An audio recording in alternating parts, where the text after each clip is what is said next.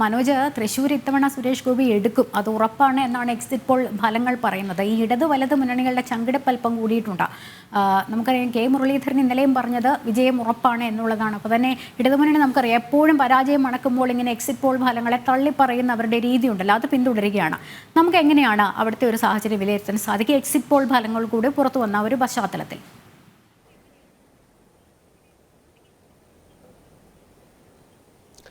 ലക്ഷ്മി, കേരളമൊട്ടാകെ ആകാംക്ഷയോടെ കാത്തിരിക്കുന്ന ഒരു റിസൾട്ടാണ് ഈ തൃശ്ശൂരിലേത്.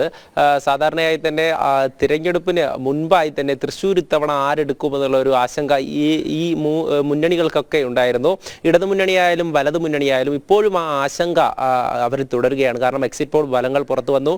NDAക്ക് തൃശ്ശൂർ ഇത്തവണ അനുകൂലമായി തന്നെ വിധിയെഴുതുമെന്നുള്ള കാര്യമാണ് എക്സിറ്റ് പോളുകളിൽ എല്ലാ ഏജൻസികളും പറഞ്ഞിരിക്കുന്നത്.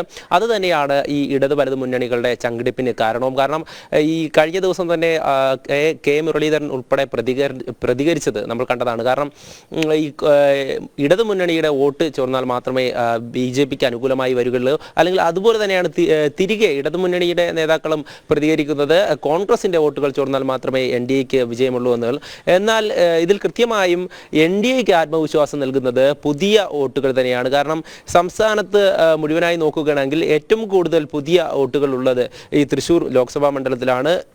ഇത്തവണ യുവാക്കളും സ്ത്രീകളും ഒക്കെ കൂടുതലായി വോട്ട് ചെയ്യാൻ എത്തിയിട്ടുണ്ട്. അത് തന്നെയാണ് ആത്മവിശ്വാസമെന്നാണ് NDA നേതാക്കൾ വ്യക്തമാക്കുന്നത്. കാരണം സുരേഷ് ഗോപിയെ സംബന്ധിച്ചിടത്തോളം ഇവിടെ നേരത്തെ മത്സരിച്ചിട്ടുണ്ട്. ആ മത്സരിച്ചപ്പോഴൊക്കെ അദ്ദേഹത്തിന് NDAയുടെ ഒരു മുന്നേറ്റം ഇവിടെ കാഴ്ചവെക്കാൻ സാധിച്ചിട്ടുണ്ട്. അത് തന്നെ ഇപ്രാവശ്യം അതിലും ഉപരിയായി പ്രവർത്തന മികവോടുകൂടി തന്നെ ഈ സജീവമായി പ്രവർത്തകർക്കൊപ്പവും ഈ പൊതുജനങ്ങൾക്കൊപ്പവും അദ്ദേഹം ഉണ്ടായിരുന്നു. വർഷങ്ങളോളം ഇവിടെ താമസിച്ചുകൊണ്ട് ഇവിടെയുള്ള പ്രവർത്തനങ്ങളിൽ ശ്രദ്ധ കേന്ദ്രീകരിച്ചുകൊണ്ട് സാധാരണക്കാർ ഇടയിലേക്ക് ഇറങ്ങി ചെല്ലുവാൻ അദ്ദേഹത്തിന് കഴിഞ്ഞു. ഒരു രാഷ്ട്രീയ നേതാവ് അല്ലെങ്കിൽ ഒരു ജനപ്രതിനിധി എന്നതിൽ ഉപരിയായി ഒരു മാനുഷിക പരിഗണനയുള്ള അല്ലെങ്കിൽ മനുഷ്യത്വമുള്ള ഒരു വ്യക്തി എന്നുള്ള നിലയിലാണ് അദ്ദേഹത്തിന്റെ വ്യക്തിപ്രഭാവം ഉൾപ്പെടെ ഈ ജനങ്ങളുടെ മനസ്സിലുണ്ട്.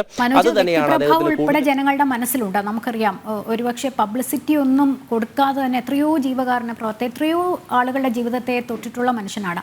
അതുകൊണ്ട് തന്നെയായിരിക്കാം ഇത്രയും വ്യക്തിപരമായ ആക്രമണങ്ങൾ നേരിട്ടിട്ടുള്ള സ്ഥാനാർത്ഥി വേറെ ഇല്ല എന്ന് നമുക്ക് പറയാമല്ലേ? മാധ്യമ പ്രവർത്തകരുടെ ഭാഗത്ത് നിന്ന് തുടങ്ങി ഇങ്ങോട്ട് എന്തെല്ലാം തരത്തിലുള്ള ആക്രമണങ്ങളാണ് അദ്ദേഹം നേരിട്ടത്, വ്യക്തിപരമായ അധിക്ഷേപങ്ങൾ മറ്റുമെന്നുള്ളതാണ്.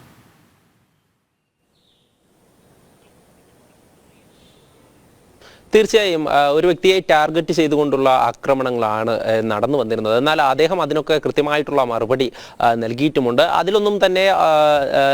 അതിലൊന്നും വീഴാതെ, ആ ആരോപണങ്ങൾക്കൊന്നും വീഴാതെ അദ്ദേഹത്തിന്റെ പ്രവർത്തനം മുന്നോട്ട് കൊണ്ടുപോയി എന്ന് വേണം നമുക്ക് മനസ്സിലാക്കാൻ. അതായത് ഈ തെരഞ്ഞെടുപ്പ് പ്രഖ്യാപനം വന്നു, പിന്നീട് സ്ഥാനാർത്ഥി പ്രഖ്യാപനമായി. ആദ്യമായി ഇടതു മുന്നണിയാണ് VS സുനിൽകുമാറിനെ സ്ഥാനാർത്ഥിയായി പ്രഖ്യാപിക്കുന്നത്.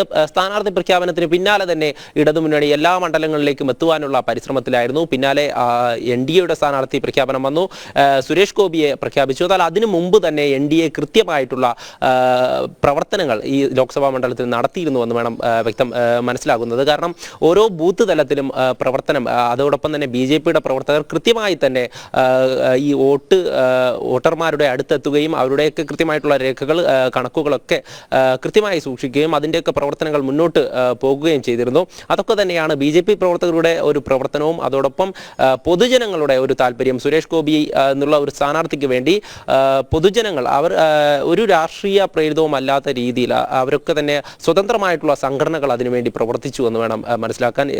SG4 പാർലമെന്റ് എന്നൊക്കെ പറയുന്ന സംഘടനകളൊക്കെ പ്രവർത്തിച്ചു. അതിൽ തന്നെ അഡ്വക്കേറ്റ്മാരും അതോടൊപ്പം എഞ്ചിനീയർമാരും മറ്റ് വിവിധ മേഖലയിലുള്ള പ്രമുഖരൊക്കെ ഉണ്ടായിരുന്ന സംഘടനയാണ്. അത്തരം സംഘടനകൾ സുരേഷ് ഗോപിക്ക് വേണ്ടി പ്രവർത്തിച്ചു. അതോടൊപ്പം തന്നെ സുരേഷ് ഗോപിയെ ഇഷ്ടമുള്ള നിരവധി പേർ, വനിതകളാവട്ടെ അതോടൊപ്പം സിനിമാ രംഗത്തുള്ളവരാവട്ടെ, അവരൊക്കെ തന്നെ അദ്ദേഹത്തിന്റെ വിജയത്തിന് വേണ്ടി പ്രവർത്തിച്ചു. അതോടൊപ്പം തന്നെ NDAയുടെ പ്രവർത്തനവും നടക്കുന്നുണ്ടായിരുന്നു. എന്തായാലും ഇടത് വലത് മുന്നണികളെയൊക്കെ ആശങ്കയിൽ ആഴ്ത്തിക്കൊണ്ടായിരുന്നു ഈ പ്രവർത്തനമൊക്കെ മുന്നോട്ട് പോയതെന്ന് വേണം നമുക്ക് മനസ്സിലാക്കാൻ. നേരത്തെ സൂചിപ്പിച്ചു, ആദ്യഘട്ടത്തിൽ സ്ഥാനാർത്ഥി പ്രഖ്യാപനം ഈ LDFൻ്റെതായിരുന്നു. CPIക്ക് ഇത്തവണയെങ്കിലും സീറ്റ് തിരികെ പിടിക്കണമെന്നുള്ള ഒരു ലക്ഷ്യം മുൻനിർത്തിയായിരുന്നു മുൻ മന്ത്രിയെ കൂടിയായിട്ടുള്ള VS സുനിൽകുമാറിനെ സ്ഥാനാർത്ഥിയായി പ്രഖ്യാപിക്കുന്നത്. എന്നാൽ സ്വന്തം മണ്ഡലത്തിൽ പോലും അദ്ദേഹത്തിന് എതിർപ്പുകൾ ഉണ്ടായിരുന്നു. അദ്ദേഹം നടപ്പിലാക്കിയ പല പദ്ധതികളും മുടങ്ങിക്കിടക്കുന്ന സാഹചര്യമാണ് തൃശ്ശൂരിലുള്ളത്. അതോടൊപ്പം തന്നെ പത്മജ വേണുഗോപാലിന്റെ ബി ജെ പിയിലേക്ക് എത്തിയതിനു ശേഷം ആണ് ഈ കെ മുരളീധരനെ തൃശ്ശൂരിൽ അപ്രതീക്ഷിതമായി പ്രഖ്യാപിക്കുന്നത്. വടകരയിൽ നിന്നും കെ മുരളീധരൻ തൃശ്ശൂരിലേക്ക് എത്തുന്നു. ഇവിടെ TN പ്രതാപന് വലിയ തിരിച്ചടി നേരിടേണ്ടി വരുന്നു. കാരണം ആദ്യഘട്ടത്തിലൊക്കെ ചുമരെഴുത്തുകളൊക്കെ നിറഞ്ഞു നിന്നത് TN പ്രതാപന്റേതായിരുന്നു, മുൻ MPയുടേതായിരുന്നു. പ്രതാപത്തോടെ പ്രതാപൻ വരണം എന്നുള്ള ഒരു വാക്യങ്ങളൊക്കെ കൂടി ഇവിടെ ചുമരുകളൊക്കെ നിറഞ്ഞിരുന്നു. എന്നാൽ അതിന് വലിയ തിരിച്ചടി നൽകിക്കൊണ്ട് കോൺഗ്രസ് ഒരു തീരുമാനമെടുക്കുന്നു. UDFന് സ്ഥാനാർത്ഥിയായി കെ മുരളീധരൻ എത്തുന്നു. എന്നാൽ അതിലും കെ മുരളീധരന്റെ വരവിൽ പോലും ഈ സുരേഷ് ഗോപിയുടെ പ്രചാരണത്തിന് ഒരു മങ്ങലും ഏറ്റിട്ടില്ല എന്നാണ് നമുക്ക് മനസ്സിലാക്കാൻ. കാരണം അദ്ദേഹം പോകുന്നയിടത്തെല്ലാം തന്നെ വലിയ തരത്തിലുള്ള ജനക്കൂട്ടം അദ്ദേഹത്തെ കാണുവാനും അദ്ദേഹത്തോട് തങ്ങളുടെ ആശങ്കകൾ പങ്കുവയ്ക്കുവാനും ഈ നാട്ടിലെ വികസന പദ്ധതികളെ കുറിച്ചൊക്കെ ചർച്ച ചെയ്യുവാനും നിരവധി ജനങ്ങളുണ്ടായിരുന്നു. ഇതെല്ലാം ഉപരി പ്രധാനമന്ത്രിയുടെ സന്ദർശനം തൃശ്ശൂരിൽ പലതവണയുണ്ടായി. ആദ്യഘട്ടത്തിൽ മഹിളാ സമ്മേളനത്തിൽ ആരംഭിച്ചു. അതോടൊപ്പം തന്നെ പിന്നീട് ഓരോ ഘട്ടത്തിലും അദ്ദേഹം വരുമ്പോൾ അദ്ദേഹത്തിന് ലഭിച്ചിട്ടുള്ള ജനസ്വീകാര്യത, അദ്ദേഹവും സുരേഷ് ഗോപിയും തമ്മിലുള്ള ആ ഒരു ബന്ധം, അത് ജനങ്ങൾക്ക് കൃത്യമായും ബോധ്യമുണ്ട്. പ്രധാനമന്ത്രിയോട് നേരിട്ട് കാര്യങ്ങൾ അവതരിപ്പിക്കാൻ അല്ലെങ്കിൽ തൃശ്ശൂരിൻ്റെ ഒരു വികസനത്തെക്കുറിച്ച് കേന്ദ്ര നേതൃത്വത്തിന് മനസ്സിലാക്കി കൊടുക്കുവാൻ കെൽപ്പുള്ള ഒരു സ്ഥാനാർത്ഥി തന്നെയാണ് നമുക്കുള്ളത് എന്നുള്ളത് അതുതന്നെയാണ് പൊതുജനങ്ങളുടെ ഭാഗത്തു നിന്നുമുള്ള ഒരു പ്രതികരണവും നമുക്ക് മനസ്സിലാക്കാം. തീരദേശ മേഖലയായാലും മലയോര മേഖലയായാലും വനവാസി സമൂഹത്തിനിടയിലൊക്കെ സുരേഷ് ഗോപിക്ക് വലിയ തരത്തിലുള്ള സ്വാധീനമുണ്ട്. തീരദേശ മേഖലയിലുമുണ്ട്. അദ്ദേഹത്തിന്റെ നാമനിർദ്ദേശ പത്രിക സമർപ്പിക്കുവാനുള്ള സമയം ആ തുക കെട്ടിവെച്ചത് പോലും മത്സ്യത്തൊഴിലാളികളാണ്. അത്തരത്തിൽ സാധാരണക്കാരിലേക്ക് ഇറങ്ങി ചെല്ലുവാൻ വേണ്ടി സുരേഷ് ഗോപിക്ക് കഴിഞ്ഞു എന്നുള്ളതാണ് ഏറ്റവും കൂടുതൽ പോസിറ്റീവായിട്ടുള്ളത്. അതുകൊണ്ട് തന്നെയാണ് NDA നേതൃത്വത്തിനും സംസ്ഥാന നേതാക്കൾക്കടക്കം വലിയ തരത്തിലുള്ള ആത്മവിശ്വാസം. ഓരോരുത്തരും തൃശ്ശൂരിലേക്ക് പ്രചരണത്തിന് എത്തുമ്പോൾ ജനങ്ങളുടെ ഭാഗത്തു നിന്നും ലഭിക്കുന്ന പ്രതികരണത്തിൽ നിന്ന് അവരൊക്കെ തന്നെ വലിയ ആത്മവിശ്വാസത്തോടു കൂടിയാണ് നമ്മളോട് പ്രതികരിക്കുന്നത്.